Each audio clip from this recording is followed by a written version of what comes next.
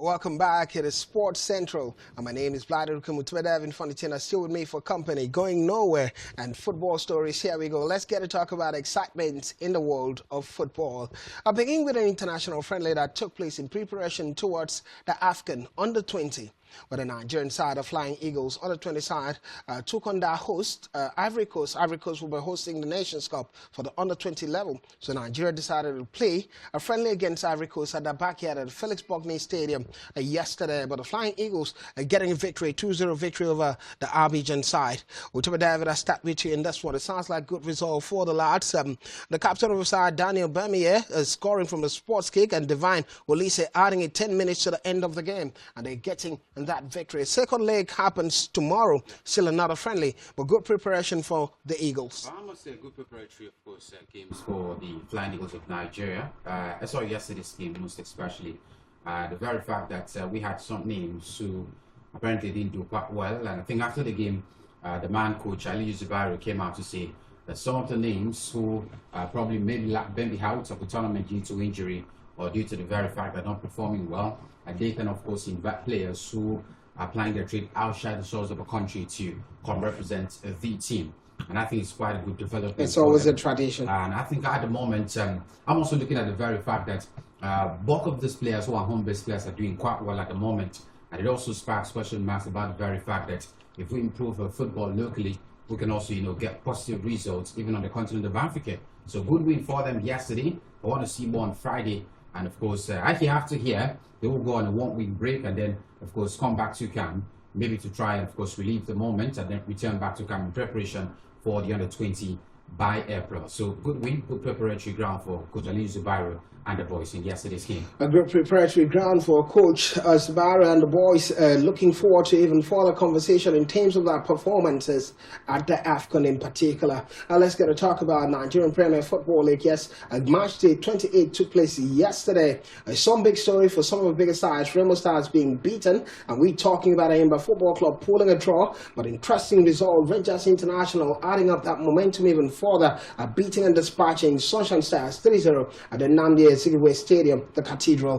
Mfaniti, I'll start with you looking at the Nigerian Premier Football. I don't want you to talk about Akwa United. They were beaten, but let's start with Rangers International, what they're able to achieve, pushing up the numbers even further. Well, Sunshine Stars have been very dismal this season, Absolutely. just like Akwa United. That's why they're in the relegation dogfight at the moment. So it was not surprising to see Rangers. Rangers are currently pushing for the top three or finishing in the top half of the Nigerian Premier Football League. So it was definitely going to be another resounding victory for Rangers International, and good to see for them because, coming off the back of trying to defend the championship they won last year, a lot of people would expect more from them, and it's good to see them finally racking up the numbers. Let's see how high they can finish in the NPFL. How high they can finish in the NPFL. Well, league leaders Remo Stars were handed a surprising 1-0 defeat by relegation threatened Nasarawa United. It will be surprising for you.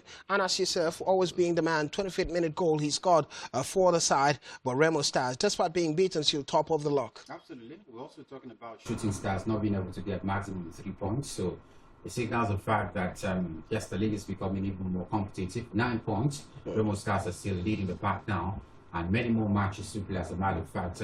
I just feel Remo Stars will still hang on to that particular lead till the end of the season. I feel it is their season because I look at the teams who are following them at the moment. You can't say that Coach Bemba Gumbote's boys, which is Shooting Stars, can actually give Remo Stars a good run up until the end of the season. I can also, maybe I could look at Rangers International, who are trying to pick up the pieces just lately, trying to play that catch-up. And I don't think Remo Stars would really want to, of course, keep their guards down.